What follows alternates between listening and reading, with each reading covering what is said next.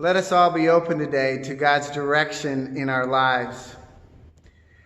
I think we all can admit this. 2020 has been a pretty challenging year so far.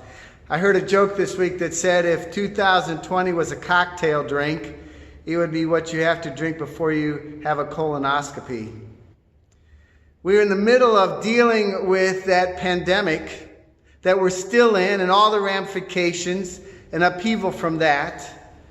And then so tragically, about 13 days ago, George Floyd was killed at the hands of law enforcement officers in Minneapolis. And all the upheaval that has come because of that. The demonstrations and protests and riots and destruction and violence. And the angst that we are feeling because of this. The confusion. It just was piling on top of that pandemic, and it's made this a most difficult year. And we're asking the question, what do we say? What do we do? I know that some thought we should have said more about this last Sunday on the week that it happened, but frankly, I just wanted to give us a little bit of breathing space to think carefully what it is that we do want to say and do. To ask this question in the face of the racism that we know exists in our culture and how it's exhibiting itself in our time. What does love require of us at this time? What does love require of us at this time? Certainly we need to speak out and speak against injustice and racism. But I think for many of us, myself included, we need to begin by learning more. Because frankly, I don't think that I have much authenticity when it comes to say much about racism. We need to learn more from others. So a first response for us to racism is to listen more and talk less. I also know that there are law enforcement officers and their families for whom this has been a most difficult time, yet again. I've talked with you, and I know the heartache you're going through as well. And we all know that the great majority of law enforcement officers are good and wise people that act nobly and sacrificially. And so we honor you for your work. But I think what love requires of us is to humble ourselves, all of us, to humble ourselves and admit that we have things we need to learn, to listen more and to talk less. So here's some things that I believe I need to humble myself and learn that this is what love requires of me this week.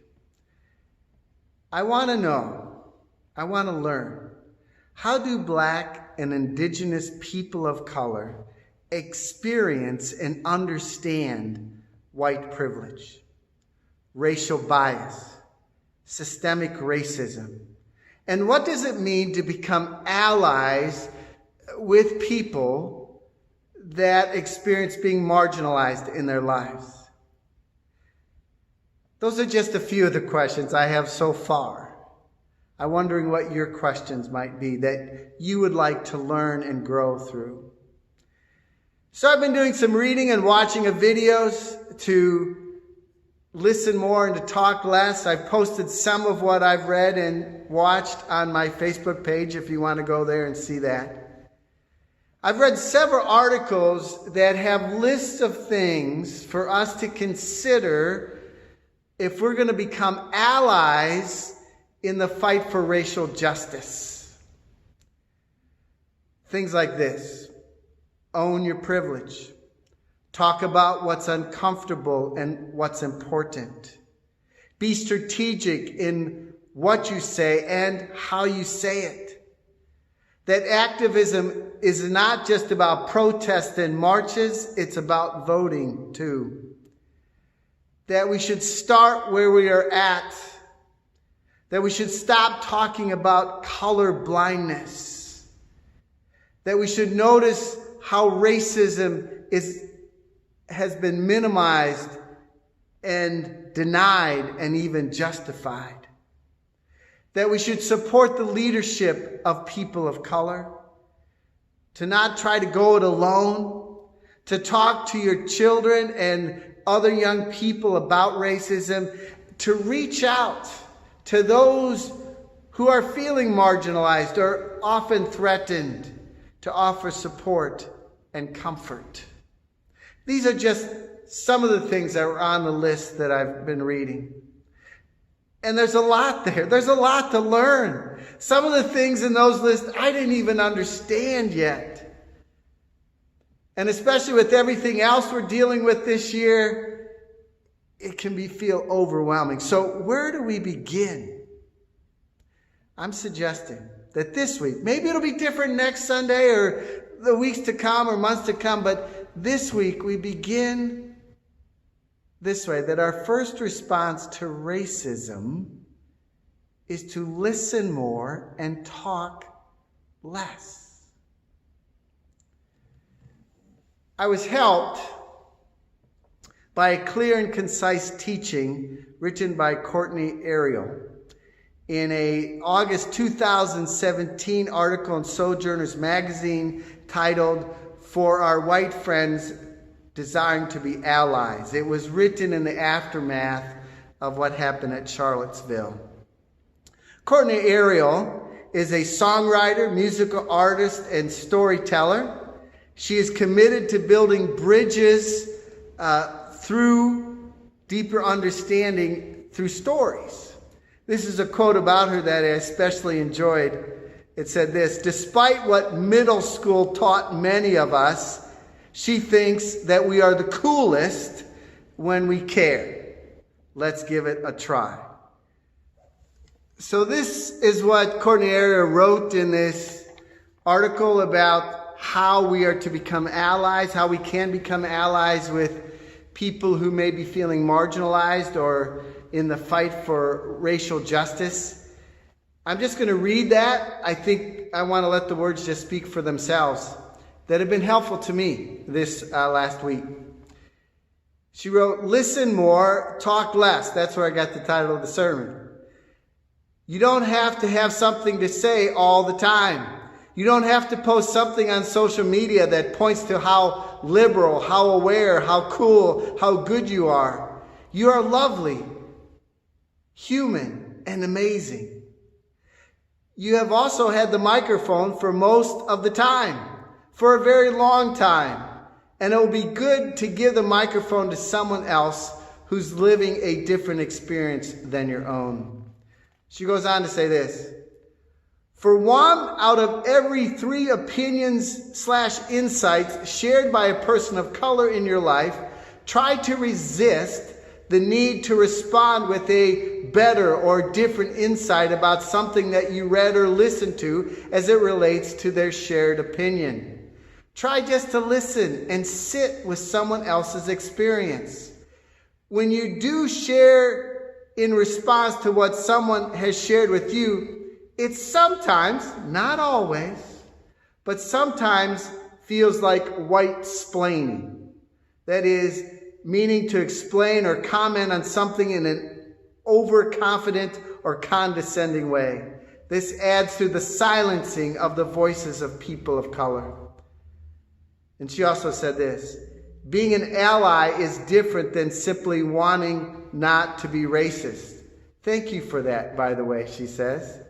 Being an ally requires you to educate yourself about systemic racism in this country. What I am suggesting for us today is to humble ourselves to learn that this week, our first response to racism is to listen more and to talk less. And that includes our opinions that we might post on social media. to humble ourselves and adopt a posture of listening so as to learn what Black and Indigenous people of color experience and think and feel. Maybe before we stand up to speak, we need to sit down and listen. This is how Jesus often behaved. Throughout the record of his life in the Gospels, so many times we see him sitting down with people, entering into conversation, and listening. We read an account of that today in the Gospel of Matthew, of when Jesus was approached by a Canaanite woman. That's how she's described, a Canaanite woman. And that's significant, and let me explain. When Matthew wrote his gospel, we believe that he had some sources that he used to compile his gospel. And one of them was probably the Gospel of Mark. And in Mark chapter 7, this same account is given, but there's a couple differences. It doesn't make the stories contradict. It's just how Matthew chooses to tell the story. In Mark chapter 7, the woman is referred to as a Greek from Syrophoenicia. And yet when Matthew tells the story, he calls her a Canaanite. Now, why is that significant? It's not false, because Canaanite could be a term that was used to describe many people in that area of the Eastern Mediterranean in ancient times. But you see, Canaanite was a term that you ran across often in the Old Testament, not in the New Testament. The people that were called Canaanites really had been absorbed into other cultures long before Jesus walked the earth. But to refer to someone as a Canaanite would be to refer to them in a rather derogatory way, almost a racist way. Because what Jews thought about the Canaanites in the Old Testament, what you read about in the Hebrew Scriptures, is not very positive. And there may be some good reasons for that. We won't go into that, but so when Matthew uses this term, and Matthew is writing to a Jewish audience, by the way. And so when he used those terms, when someone read that in the reading of the community that Matthew was writing to, and they said Canaanite, there probably would have been a little, maybe a spitting or something like that, because they looked down on those. And so the woman comes and she pleads for Jesus to heal her demon-possessed daughter. Jesus begins by not answering. Kind of unusual, what we think about Jesus. His disciples come to him and said, tell her to go away. She's bothering us. And then he says this, I was sent only to the lost sheep of Israel. Again, it's a response coming from Jesus that we wouldn't anticipate. But he's continuing to sit and listen to her. And she comes before him and she says, help me, Lord. And then he gives this response. It is not right to take the children's bread and toss it to the dogs. Again, not something we would imagine compassionate Jesus would say. And then she says, yes, Lord. Even the dogs eat the crumbs that fall from their master's tables. What Jesus is sitting and listening now to is how she is experiencing being marginalized, being discriminated against. Here she has a sick daughter that she believes Jesus can heal, and yet because of who she is, she's saying, I'm being excluded from that, but even I can benefit from you. She's sharing her own experience. And then Jesus does what appears to be a complete change and tells her that her faith is great and that her daughter's healed. Now, there's much we could say about what this says about Jesus. Why did he say those things? Was he just testing her? Was he still beginning to understand what his full mission was? But I simply want to point out that he continued to listen to her experience and learn from that. And in the course, he seemed to change how he was going to respond. I think there's much that we can learn from this example of Jesus. Because here's a truth. When it comes to the systemic racism and racial bias that has been a dark legacy of the American experience, many of us need to have our minds changed. And when we are speaking, it's hard to change our minds. But when we adopt a position of humility, of putting ourselves in a posture to listen, there's a greater opportunity that God will change us, change our minds and our hearts. So while there is much we might want to say in response to the racial unrest that has rocked our country in recent days, and maybe there's some things we need to say right now, but let's also humble ourselves and do the work through reading and listening so that we can learn from others what there has been their experience of racism. Most of us simply need to be in a position to be changed. And that seldom happens when you're talking. So here's a couple next steps. First, as much as you are able, and I know we're very busy these days, but as much as you're able, read and listen to gain understanding from what Black and Indigenous people of color are experiencing and thinking and feeling. That's the first thing to do. And secondly, make sure to be with us next Sunday, because we have a very special opportunity for us to learn, to listen and learn next Sunday. We're going to have with us Pastor Tyus Ned. He's the lead pastor of International Christian Center.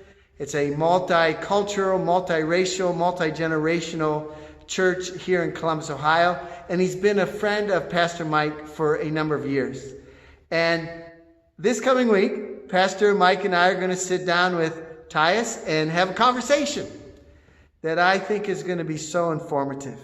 So I really encourage you to make sure to be with us next Sunday.